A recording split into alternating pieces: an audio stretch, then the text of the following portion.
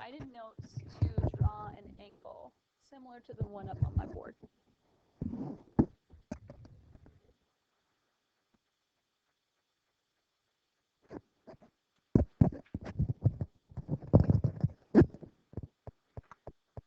Once you've drawn that angle, think about what you actually drew.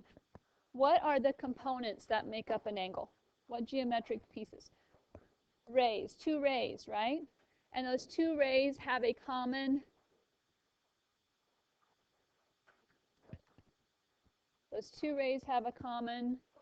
point, endpoint, right? Okay, so we have two rays with a common endpoint. We've created an angle, okay? That common endpoint is called the vertex. So make a note, draw an arrow pointing to that point, call it a vertex. That way I'm not up here speaking a foreign language with you, okay? And those two rays are called the sides of your angle. Common vertex with two sides. Common endpoints create the vertex. When we want to name an angle, we make sure that we have our point named with our capital letter. In this case, this guy's name is angle N. So below your angle, draw or put an angle or an N there, and then name it angle N. And we have a new symbol. That's our angle symbol. Looks similar to a less than sign, but it's flat on the bottom. So angle N. Okay. Now those rays can also have points on them. So ray NA and ray NG help form angle N. So we can also name angle N by a three-letter combination. The key thing to be aware of when you're naming an angle is that the middle letter has to be the vertex. So I can call this angle ANG, or I can call it angle GNA. So like segments and lines, the order can be reversed, but it's a little bit fussier because the middle letter of that three-letter combo has to be the vertex. Make sense? All right.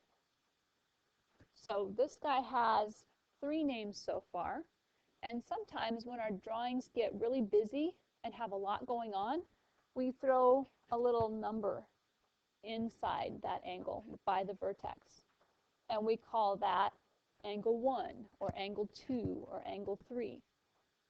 So this angle in particular can be named by 4 different ways: angle N, angle ANG, angle GNA, or angle 1. Okay? Just like our segments can have different names and our lines can have different names. So we're right here.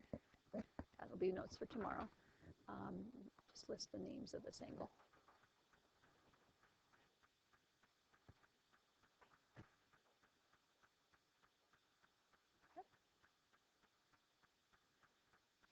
Now, your next one is going to have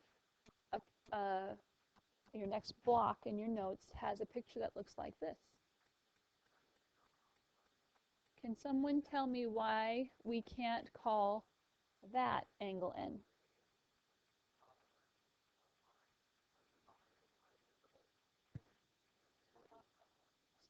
Many, many angles coming off of there, right?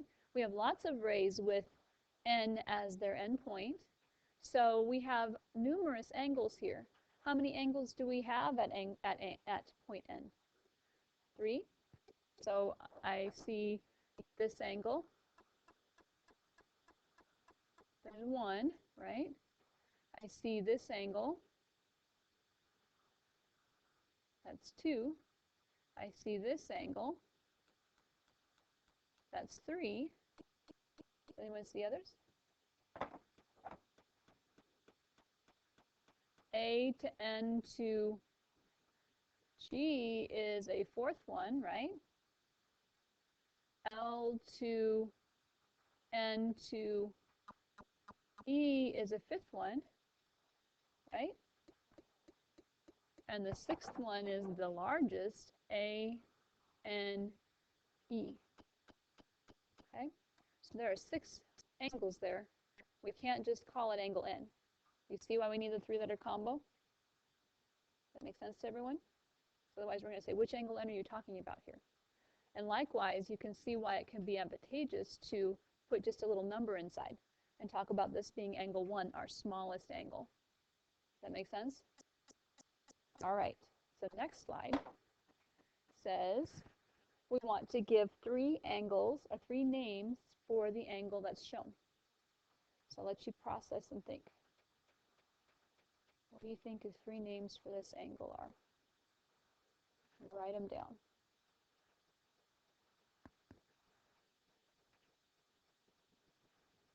Thank you.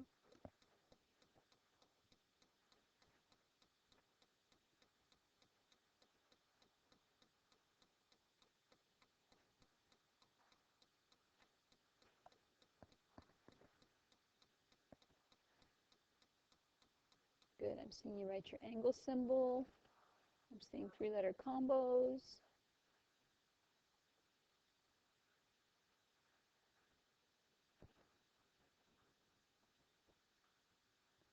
I'm seeing angle M, which is the obvious, easiest one. I'm seeing angle LMN. And what's our third one? NML. Good. You kept M in the middle. Malcolm in the middle. Angle M, angle LMN, and angle NML. So important that M has to be the middle guy, okay, to name it properly. All right, feeling good about these? Okay, as good as we can. All right, so back here, when we were naming angles, okay, we wanted to know what are the different names of this particular angle. So I answered to several different names as well. In my classroom, I'm Mrs. Bender. At home, to my husband, I'm Stacy. And to my kids, I'm Mom, right? Those are all 3 different names for me, depending on the situation, right? But when we're asking about characteristics, when we're asking about characteristics and classifications, then we're talking about some characteristics of that particular angle or of me. So for example, if you are describing me, you might say that I'm a brunette, right? You might say that I'm average height for a woman, right?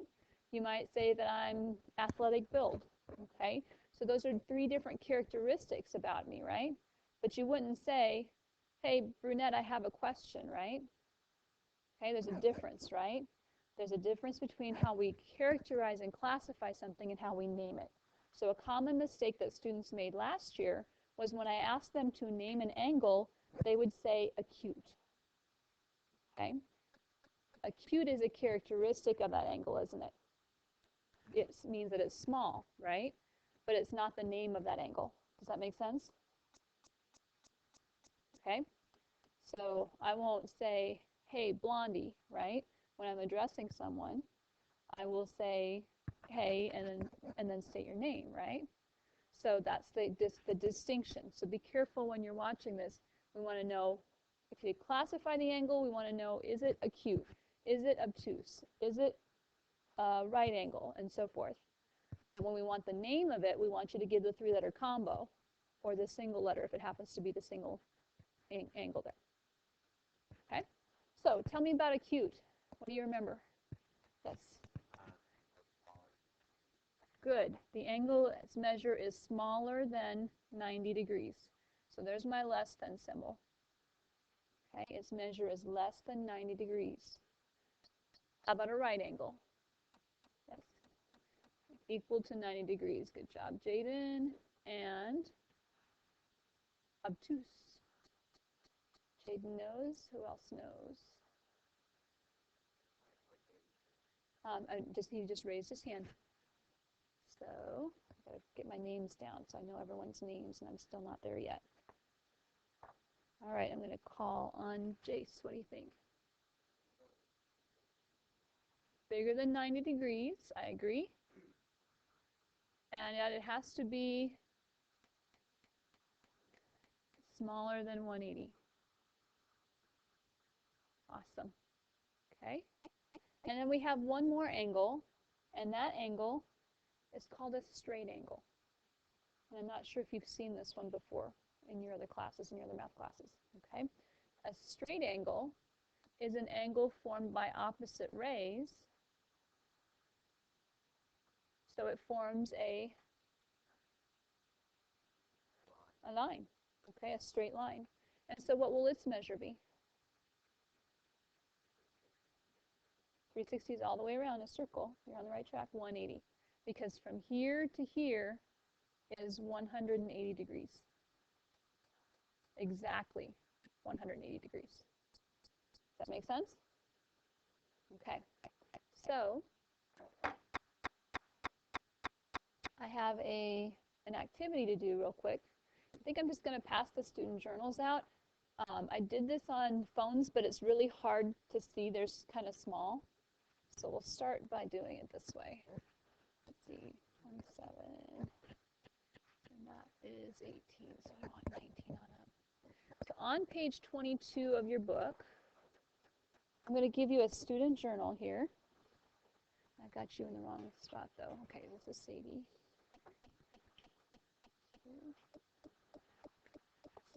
And Austin.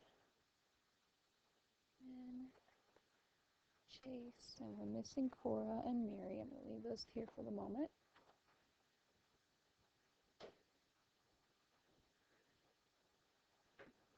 Brooke here is, it's not Brooke. I'm sorry, what's your name? Brooke is Brooke. Okay, I got the right one.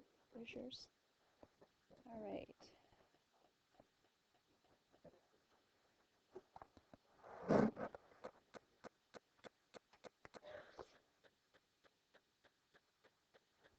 All right, Alec.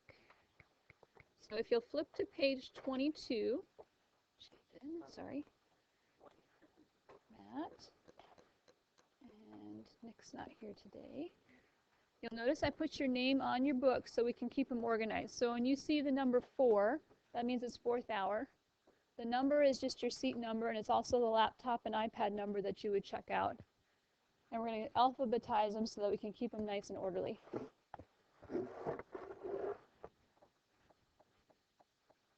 Abriana, yours.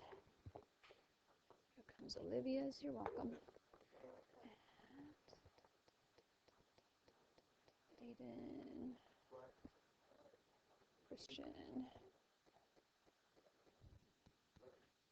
Skylar. Maybe toward the end. We'll get your notes in just a bit. Oops. And then Alec, or Eric. No Eric today either, right? Okay. You get to keep them. Hopefully you'll get it finished in class today. If so, you can store them in my classroom. And if not, you can take them home and then bring them back tomorrow, and we'll store them in the classroom. Okay, so in your student journal, you have something that looks like this. And hold on. It's going to look like something like this. Mine's a little bit different. I've adjusted it. Okay. But you are going to be finding the measure of angles. So I'm going to let you do a couple of them, then we'll move on, and you can come back and finish them up. Okay? So the first thing I want you to do is it says to find the measures of the angles and then classify them. And they've given you a protractor, okay, to help us measure those angles. I would actually recommend classifying first. So angle AOB, what kind of angle is that? Less than 90, so acute, okay? So since you know that that's acute, you want to look at the lower scale, not the outer scale. Do you see how the outer scale are numbers that are bigger than 90 degrees, and the lower are less than 90 degrees? So you will measure it to see looking on that lower scale, how large that angle is, and then write that angle measure and the word acute. Does that make sense? All right, I'll give you a couple minutes to do a couple of them. And yours won't look exactly like mine.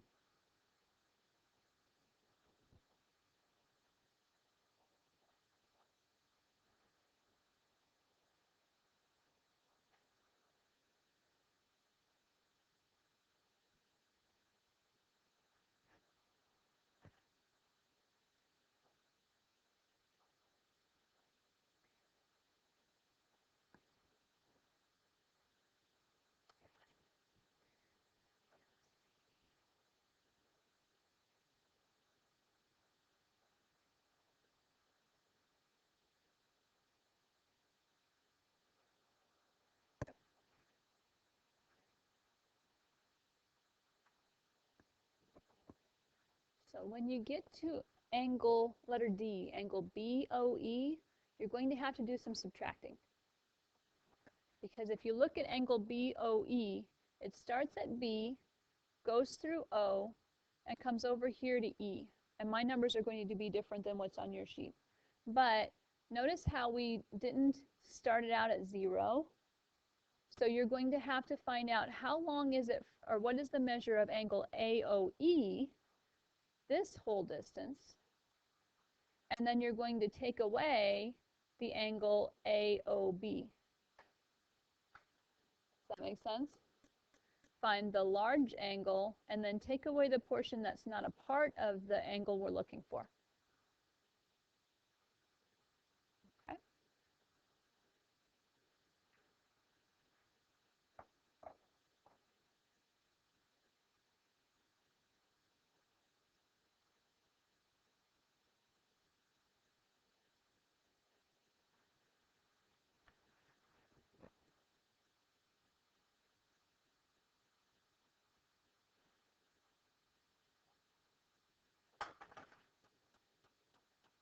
All right, everybody feeling fairly good about those?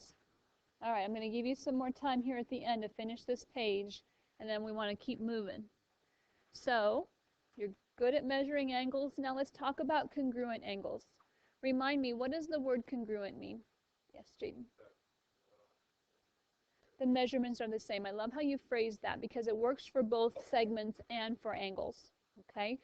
When two segments had equal measures,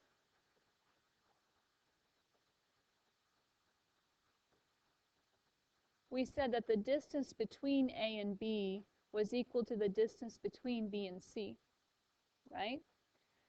And we said that AB, segment AB, was congruent to segment BC. Same idea applies here. With our segments, we use tick marks to show that those two had equal measures, equal distances. With angles, we're going to use arcs. So these arcs mean that they're congruent.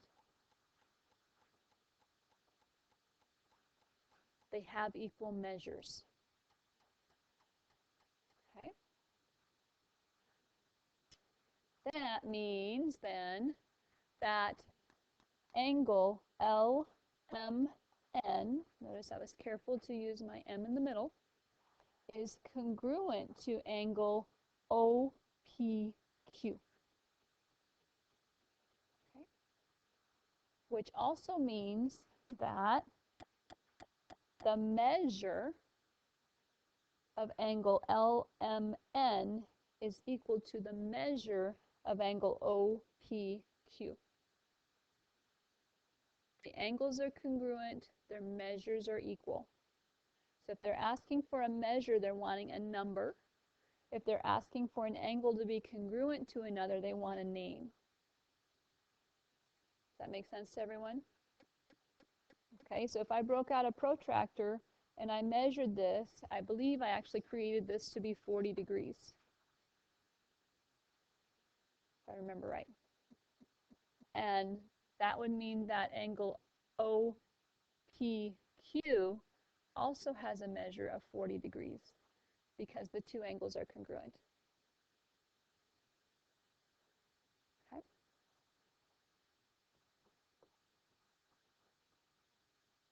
That little M means measure.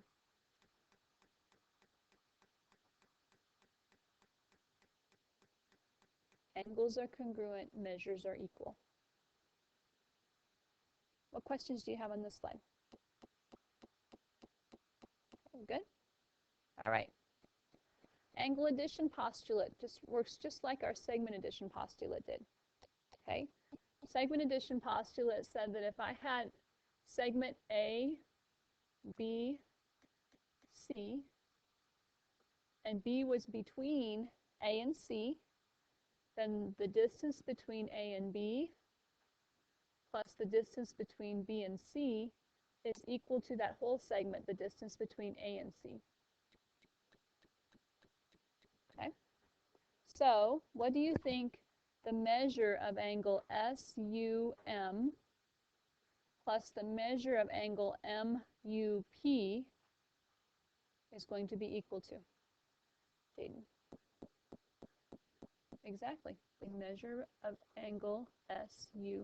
Okay. Sum, the measure of sum plus the measure of MUP is equal to the measure of SUP. And notice that these don't look like they're congruent. So I used one arc for one angle when I'm talking about it, and two arcs for the other angle. So I don't want to imply that they're equal or have equal measures. Okay, what questions do you have about this slide? Make sense? Vocabulary, terminology, symbolism. If we get that down, it all will make sense. All right, so here we go. If the measure of angle SUM is 20 degrees, and it does not hurt to write in your drawing so that you can see what's happening, unless of course it's in the book. And the measure of SUP, S to U to P, is 56 degrees. How can we find the measure of MUP? Jaden knows the answer. We're going to subtract, exactly.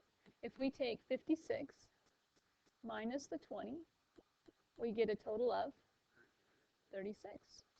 So the measure of angle MUP should be 36. Easy, right? Math isn't hard. It's just getting used to all this new vocabulary and the new symbolism. Okay?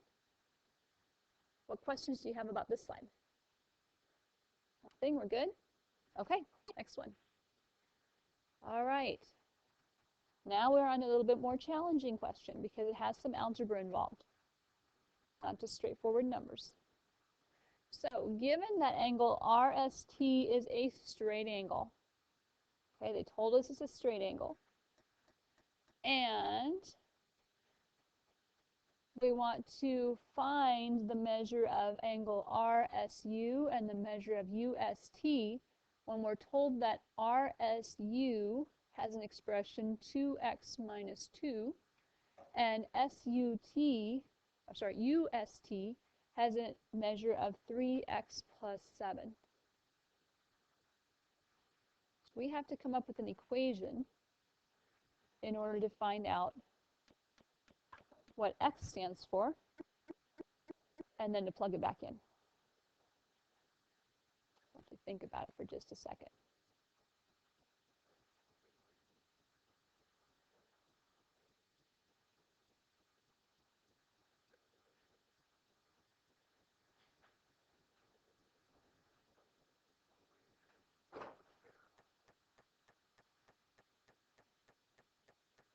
All right, does anyone have any suggestions for me? Okay, good question. So would we set these two equal to each other? Because we did that with our midpoints in our segments, right? Okay. So that would mean that these two have to be congruent angles. Do we have a mark that shows that they're congruent? No. So first strategy is always say, can I set them equal to each other and solve? Okay. And that means congruent, so we can't do that. But you're on the right track. So now what are we going to try? Yes, Jaden. Okay, we want to combine like terms, but in order to combine them, we have to have them equal to something. Almost, not 0. Here's your keyword. Good. Why is it 180? A straight angle is 180 degrees, right? So we want 2x minus 2 plus this 3x plus 7 to be equal to a straight angle, which is 180 degrees. Okay? So always check if they're equal. If they are, set them up. If they're not equal, see if you know something about them that you can add them or subtract them or what have you to set up an equation. Okay? Now, combine like terms, right? What are my like terms here on the left side? 2x and 3x for a total of? Good. Other like terms. So negative 2 and 7 add up to? Good. And we have our 180 on the other side. Now what do we do to solve that? Minus 5. Good. So 175 divided by 5. 5 goes into 17 3 times. So 15, and then, or sorry, 15, so 25 left over, so 35 degrees equals x, right? But we have to be careful. Good. We've got to plug it in. So 2 times 35 minus 2. So 70 minus 2 is 68 degrees.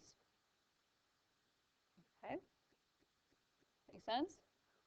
Now we've got to find this other angle. So 105 plus 7 is 112. And if we've done it right, what should these two add up to? 180. Okay? Feeling good? What questions do you have about this one? Absolutely. Instead of plugging it in, the question is, once I find one angle, once I know this is 68, could I take 180 minus 68 to get that 112? Absolutely. There are lots of ways to do it. So whatever works best for you and makes sense is what you should do. Does everyone see why we had to come up with an equation here first? Okay. All right. Good. Very good. Next example. See a key word here that we've used before. We want to be able to use again. Bisects. What does bisects mean?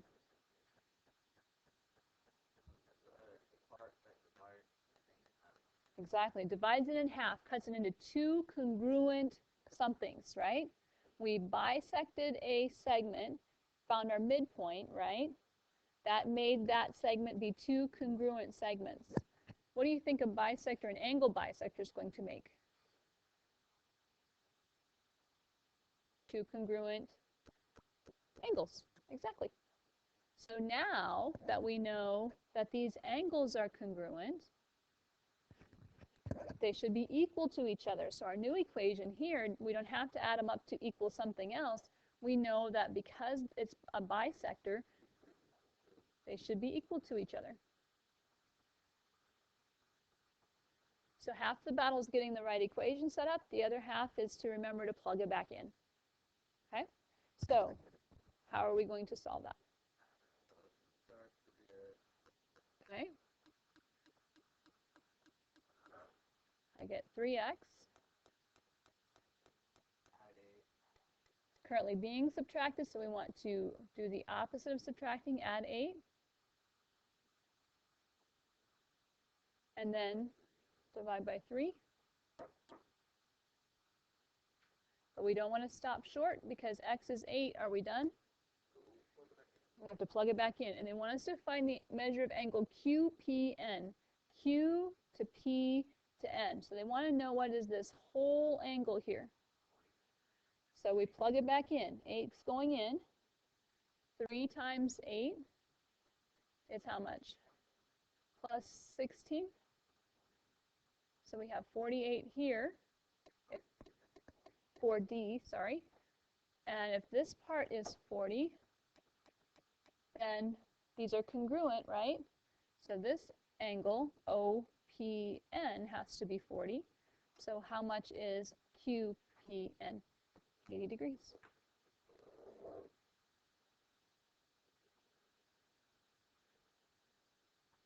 What questions do you have about this one? Good? Gotta shake things up a little bit. We're getting tired. All right. Board, I'm sorry. Too easy? You've seen this before? No? We're feeling good? Good. All right. What if they don't give us a picture?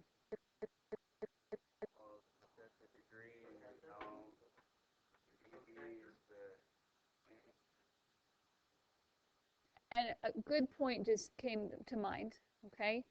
Protractors. Can we use protractors to find these measures? Because we just did on page 22 of our student journal, right? Do you think our textbook is that particular that they're being very, very cautious when they're making their drawings to make everything exactly right? No. Okay, I will try to, now that I know how to use GeoGebra to create my drawings, I'll try to make them accurate representations, but oftentimes they'll have a drawing, and if you actually pulled a protractor out and measured it, it wouldn't be accurate. It wouldn't be right. Does that make sense? They're not that they're not that careful. They use some stock images or, you know, create their images and they're not careful to make the angles exactly right. Does that make sense? I don't know if it's making sense or not, but it helps them be more efficient making their textbook. The bisector of ABC, right? So let's draw angle ABC. And we don't know whether it's going to be acute or obtuse, right? Good. If you're a visual person, though, okay, A to V to C, VB bisects it. So it's going to cut it in half. So these two will be congruent to each other if I've drawn them correctly, okay? But AVC is 158. Did I draw my drawing right? No. AVC is 158. I need to draw an obtuse angle. And if you draw an acute one and find out that it's not quite right, that's okay. You don't have to erase. I just don't want to confuse anyone. So AVC is 158. It's going to look something like this then.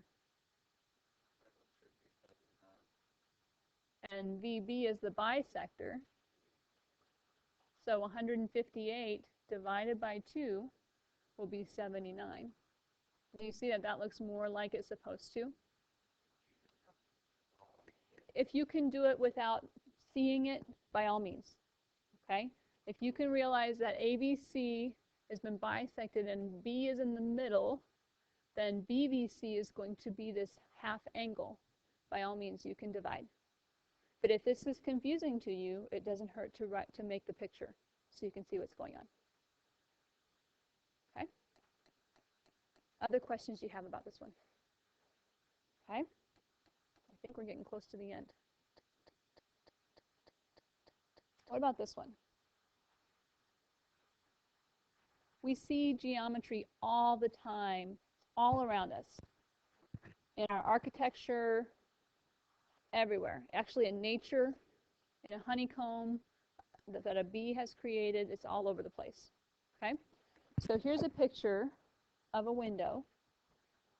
And I want you to figure out what the measure of angle ABC is.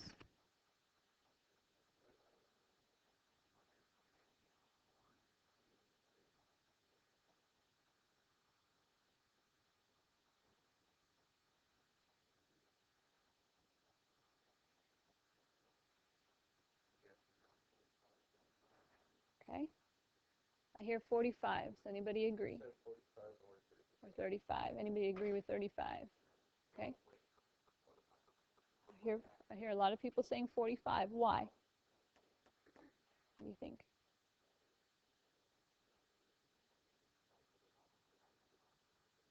Good. Okay, and so we think it's bisecting it. Okay? I heard someone say FBC was a straight angle, right?